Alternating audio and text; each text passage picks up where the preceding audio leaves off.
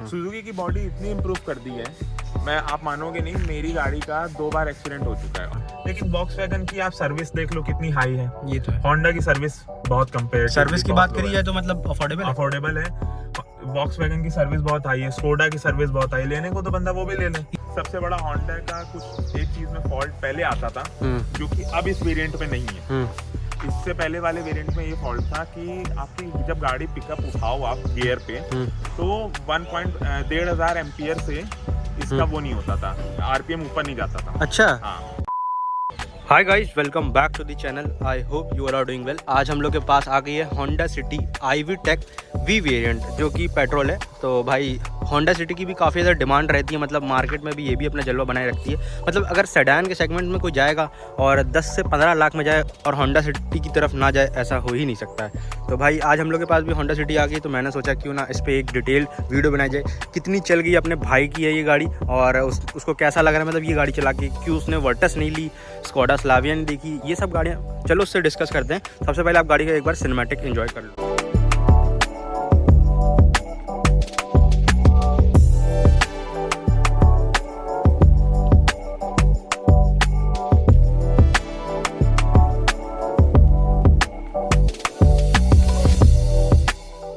चलिए भाई, अब हम लोग इंट्रोड्यूस कराते हैं अपने दिवांग भाई से। कैसे हो भाई? बढ़िया भाई। और भाई मतलब होंडा सिटी ही क्यों? भाई बेसिकली ये मेरे घर वालों की चॉइस थी। अच्छा।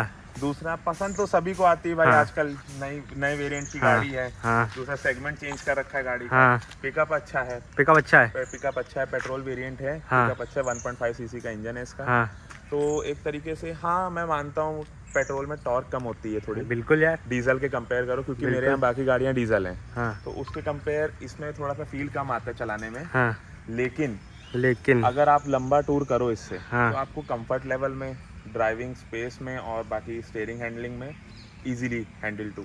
अच्छा, इजी टू हैंडल है। हाँ। भाई अच्छा है, अगर मैं ये बात करूँ, देखो इस सेगमेंट में अगर आप गए हो, इस सेगमेंट में आपको मैं सबसे मतलब जिससे कहते हैं पॉपुलर गाड़ी कौन सी आप जानते हो? वर्टस। भाई वर्टिस है। हाँ, तो आपने वर्टस का मतलब वर्टिस का भाई सीन ये था। हाँ। एक तो घर वालों की चॉइस हाँ, सबसे बड़ी चॉइस है। जिस समय वर्टिस का वो वेरिएंट नहीं जो हमें चाहिए था, हाँ। जो टॉर्क प्रोड्यूस करता है सबसे हाँ। ज्यादा, हाँ। वो हमने नहीं ले पाए। हाँ। उसकी जगह ये था, उस समय वो आया नहीं था। अच्छा। ये 2023 मॉडल है जनवरी की। तो उस समय वो आया नहीं था। वो वर्टिस आया है उसके 6 महीने बाद।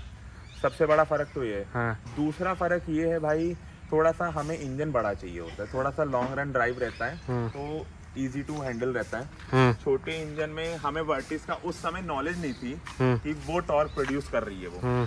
दूसरा हमें भाई लॉन्ग रन चलना होता है, तो ऐसा तो है नहीं कि एवरेज भी देखना पड़ता है। वर्टिस का एवरेज है कम, ये बात तो है। ठीक है। पिकअप में मानता हूँ, आई एग्री, वर्टिस बहुत अच्छी है, बहुत अच्छी गाड़ी है। लेकिन उसके कंपेयर अगर मैं करूँ तो ये उसके लेवल पे नहीं है, लेकिन इसका एवरेज अच्छा है, इंजन बड़ा है। हाँ। तो दूसरा टॉर्क और उसमें थोड़ा सा पावरफुल रहती है ये। ओके, मतलब और कंफर्ट आपको नेक्स्ट लेवल मिलता है इसमें। कंफर्ट नेक्स्ट लेवल है इसका। हाँ। एयर बैग्स हैं। हाँ। दूसरा ये सेकंड टॉप मॉडल है, IV टेक इसका वेरिएंट है। तो इसमें बेसिकली 4 एयर बैग्स हैं और मेन टॉप मॉडल में इसके एक्स्ट्रा कुछ नहीं आता है। स्पोर्टी एलॉय आते हैं और सनरूफ आती है, ये तो है। और एक्स्ट्रा कुछ नहीं। अच्छा, सब सेम है। ओके। और मैं आपसे पूछूंगा, मतलब आपके पास एक ये होंडा सिटी और कौन कौन सी गाड़ियाँ मतलब मेरे अभी तक ड्राइव कर सकते हो? स्ट्रॉम है, ओके। लीनिया है, फिएट लीनिया और सुजुकी की सियाज। अच्छा, सियाज भी काफ़ी ज़्यादा क्लासिक गाड़ी, उसको उससे अगर उसको मतलब उससे कंपेयर करो तो भाई सियाज में पावर ज़्यादा है, क्योंकि जहाँ तक सबने सुना होगा कि सुजुकी में सिक्योरिटी नहीं है, ये नहीं है। लेकिन मैं आप लोगों को कंफर्म करके ये बताता हूँ, मैं चला रहा हूँ पिछले 3 साल से चला रहा हूँ। 2019 मॉडल है। 2018 से जब से टोयोटा और सुजुकी का कोलैब चल रहा है, तब से सुजुकी की बॉडी जो है वो इन्होंने इम्प्रूव कर दी है। बस आपने यहाँ मैं आपसे एक बार और बोलना चाहूँगा, सुजुकी बॉडी उन्होंने इम्प्रूव कर दी। और अभी आपने देखा भी होगा मारुति सुजुकी जो डिजायर उन्होंने निकाली, उसमें 5 स्टार आ गया। 5 स्टार, मैं वही बता रहा हूँ। हाँ। ये लोग इम्प्रूवमेंट पे ध्यान दे रहे हैं। सुजुकी की बॉडी इतनी इम्प्रूव कर दी है, मैं आप मानोगे नहीं, मेरी गाड़ी का 2 बार एक्सीडेंट हो चुका है, और वो भी ऐसे छोटा मोटा हुआ था, कोई सीरियस वेरिएंट सियाज का हुआ था। ओके। तो पीछे ना 3 बंदे बैठे थे। हाँ। 3 बंदों में से किसी को भी खरोंच नहीं आई। मारुति में आप कह रहे हो? मैं एग्री, मैं मतलब लाइव एग्जांपल था। मैं फ्रंट सीट पे चला रहा था, हाँ। बगल में मेरे फादर बैठे थे, हाँ। पीछे मेरे फैमिली बैठी थी। ओके। मेरा एक छोटा भाई, मेरी मदर एंड मेरे दादा। हाँ। तो हम लोग आ रहे थे, तो पीछे से ये था कि ज़्यादा मेजर एक्सीडेंट नहीं था, लेकिन माइनर था, तो सिर्फ बम्पर पे आया इम्पैक्ट, बाकी डिक्की और वो कुछ नहीं हो। चाहो तो मैं सियाज का वीडियो आपको दिखा सकता हूँ, ओरिजिनल पेंट चढ़ा हुआ है उस पर, हमने अभी तक कुछ नहीं चढ़वाया उसको। मतलब आपको मतलब लग रहा है कि मतलब मारुति भी कि सुजुकी इस अब इम्प्रूव कर रही है। दूसरा, सियाज का इंजन इन्होंने 1.5 सीसी का देना शुरू कर दिया। हाँ। मेरे पास वही वेरिएंट है। ओके। पिकअप उसका इससे भारी पिकअप है, इससे ज्यादा पावर है, इससे ज्यादा टॉर्क प्रोड्यूस करती है। और जब उठती है, पहले मुझे लगता था कि मारुति की गाड़ी हवा में रहती है, सब कहते थे वो, लेकिन भाई बहुत दब के चलती है रोड पे, जैसे सुजुकी। टाटा मान। अच्छा। हाँ, सुजुकी बहुत ज्यादा इम्प्रूव कर लिया। डिजायर में मैं एग्री नहीं कर पाऊंगा, क्योंकि डिजायर मैंने चलाई नहीं है ज्यादा। मैं सियाज चला चुका हूँ, लेकिन सियाज बहुत दब के चलती है और कंट्रोलिंग पावर बहुत अच्छी है सियाज की। नहीं है हाथ से।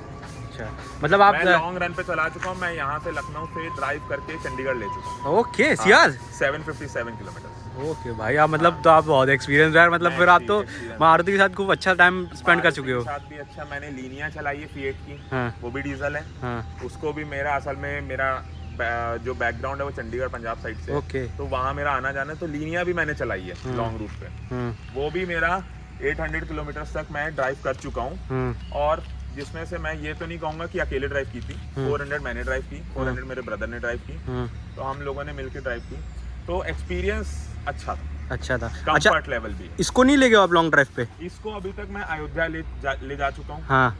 दूसरा मैं इसको ले जा चुका हूँ उत्तराखंड में, चंपावत है। अच्छा। तो वहाँ मैं फैमिली के साथ गया था, मेरे दादा का पुराना घर है वहाँ। हाँ। तो वहाँ ले जा चुका हूँ। तो ये था कि इसमें भी कंफर्ट लेवल अच्छा है, पिकअप अच्छा है, पहाड़ों के लिए ठीक है गाड़ी, क्योंकि इंजन बड़ा है। लेकिन अगर इसमें आप इंजन छोटा लेते हो, जैसे अमेज आ गई या उसमें आ गई, तो उसमें आपको पावर का भी दिक्कत लैग कर जाएगा, मतलब लैग करेगी। दूसरा, सबसे बड़ा होंडा का कुछ एक चीज में फॉल्ट पहले आता था, जो कि अब इस वेरिएंट में नहीं है। इससे पहले वाले वेरिएंट में ये फॉल्ट था कि आपकी जब गाड़ी पिकअप उठाओ आप गियर पे, तो 1.5 एम्पियर से इसका वो नहीं होता था, आरपीएम ऊपर नहीं जाता था। अच्छा। हाँ, जब आप पिकअप उठाओ। अच्छा, मतलब फर्स्ट गियर पे जब आप उठाओ सीधी चढ़ाई पे, अच्छा, तो 1500 एम्पियर से ऊपर नहीं जाता था, मतलब 1500 एम्पियर से इसका वो नहीं जाता था आरपीएम ऊपर। दूसरा, इसमें सबसे बड़ी बात है, इसमें और इसके टॉप वेरिएंट में सबसे बड़ी बात है स्पीकर। अच्छा। इसके स्पीकर्स मैंने टेस्ट किए हैं, और एक मेरे दोस्त के पास इससे टॉप वेरिएंट है, उसके स्पीकर टेस्ट किए हैं, तो फर्क है। उनके स्पीकर्स में इन्होंने क्या किया है, दरवाजे में ना बेस ट्यूब दे रखा है, इसमें बेस ट्यूब नहीं है, क्योंकि सेकंड टॉप मॉडल है। टॉप मॉडल में कुछ ना तो अंतर करेंगे। दूसरा, उसके प्राइस में भी उतना फर्क है जितना इनको देना नहीं चाहिए था। ये पड़ी थी मेरे ख्याल से मुझे 12 या 13 लाख रुपए की ऑन रोड प्राइस। मैंने बाहर से मंगवाई थी, लेकिन यहाँ पे इसका प्राइस है मेरे ख्याल से 14 लाख तक है इसका ऑन रोड। दूसरा, इसमें और उसमें ज्यादा प्राइस का इन्होंने फर्क कर दिया है, लेकिन बाहर आउटर लुक्स, आपका अंदर के फीचर्स कोई इतना अदला बदली नहीं की है। एयरबैग्स जो एक्स्ट्रा दे रखे हैं, इसमें जैसे 4 एयरबैग्स हैं, उसमें 6 एयरबैग। दूसरा, लाइटें सेम है, इसमें भी वही प्रोजेक्टर लाइट्स हैं, और उसमें भी आपको कोई अंतर नहीं दिखेगा, मतलब इसके टॉप मॉडल में ना, इसके टॉप मॉडल में। दूसरा, फॉग लैंप्स हैं, वो दोनों वेरिएंट में है, और कुछ अंतर नहीं कर रखा है। बाकी सनरूफ एक ऐड है, बाकी एक सनरूफ ऐड है। दूसरा, 2 एयरबैग्स ऐड है बाकी, और एक स्पोर्टी एलॉय इसमें दे रखे हैं, नॉर्मल एलॉय। अच्छा। और बाकी मतलब आप पेट्रोल लवर और डीजल लवर, ये क्वेश्चन? मैं डीजल लवर हूं। डीजल लवर इसलिए, और डीजल में जो टॉर्क और जो पावर प्रोड्यूस होती है, वो अलग ही लेवल की होती है। नितिन जी हमारे कह रहे हैं हटा रहे हैं हम डीजल, लेकिन अच्छा, लेकिन आप लोग जैसे हटने नहीं दोगे। डीजल नहीं हटने देंगे, डीजल इसलिए नहीं हटने देंगे यार, डीजल की बात ही अलग है। आप जब स्टीयरिंग पकड़ते हो ना, आपको फील आता है आप कार ड्राइव कर रहे हो। कहने को तो ईवी चला लो आज तक, ये तो है भाई, कहने को तो आप एक्टिवा चला लो, लेकिन बुलेट और एक्टिवा में फर्क आता है। अरे भैया, वो तो जमीन आसमान का फर्क है। कहने को यामाहा की R1 चलाओ, और वहीं स्टैंडर्ड बुलेट चलाओ, अरे फिर बहुत फर्क है। तो आप अपने सेगमेंट में तो ऐसे डीजल अपने सेगमेंट में बहुत अच्छा कर रहा है। डीजल का डिस्प्लेसमेंट बहुत अच्छा है। डीजल का सिडान गाड़ी में डिस्प्लेसमेंट जब पिकअप लेती है गाड़ी, तो आपके टायर जब एकदम स्पीड से आप दौड़ते हो, मैं मानता हूँ पेट्रोल का पिकअप तुरंत होता है, लेकिन डीजल का लॉन्ग रन में बेस्ट पिकअप। चलो भाई, अब हम लोग गाड़ी के अंदर आ गए। बाहर से तो हम लोग ने बहुत डिस्कशन कर लिया, आप अंदर से बताओ, अंदर से क्या कैसी है? अंदर से इसका ये सीन है यार, कि फीचर्स तो हैं ही, फीचर नो डाउट। एसी भी अच्छा है, एसी भी इन्होंने दूसरा डिजिटल टाइप दे रखा है। मीटर में भी फीचर्स हैं कि भाई आर वो दिखता है, आपका एवरेज दिख जाता है, कंजप्शन दिख जाता है, पेट्रोल कंजप्शन दिख जाता है, एवरेज दिख जाता है, बाहर का कितना डिग्री सेल्सियस चल रहा है वो दिख जाता है। भाई ये बताओ कितनी चला दी उसको? इसको 30,000 चला दिया। 30,000? 30,403। अच्छा, अभी हम लोग बैठे अंदर और गाड़ी स्टार्ट है, ये देख लीजिए आप लोग, गाड़ी स्टार्ट है भाई। लेकिन रिफाइनमेंट के मामले में भाई गाड़ी पेट्रोल है, तो इंजन साउंड करता नहीं है ज्यादा। और आज के समय पेट्रोल इसीलिए चल रही है क्योंकि पॉल्यूशन कम दिखती है। और रिफाइनमेंट भी कितना मतलब अभी चलाए थे हम लोग, मतलब चलाए थे, क्या मजा आ रही थी। हाँ, ये बात है। बाकी अब अगर मैंने जैसे कि मैं अपना बताऊं तो मैंने वर्टस भी चलाई है। वर्टस का 1 लीटर मैंने चलाया है और उसका 3 सिलेंडर है। तो मतलब उसका जो रिफाइनमेंट है ना वो इतना अच्छा नहीं, मतलब लैग कर जाता है वो, मतलब ना आवाज करती है। वर्टिस में सीन क्या है, वर्टिस साउंड बहुत करती है। साउंड सबसे बड़ा जो फॉल्ट है वॉक्सवैगन और स्कोडा में ये यही है कि गाड़ी जब 100 तक जाती है ना तो बहुत ज्यादा साउंड करने लगती है। और यही फॉल्ट टोयोटा में भी है। टोयोटा में भी मैंने इनोवा चलाई है, मैंने फॉर्च्यूनर चलाई है, मेरे नानी के मामा के पास एंडेवर भी तो आपने चलाई? एंडेवर भी चलाई है मैंने। इन दोनों एंडेवर में सीन क्या था, एंडेवर मेरे यहाँ ऑटोमेटिक है, फॉर्च्यूनर थी गियर 3.2।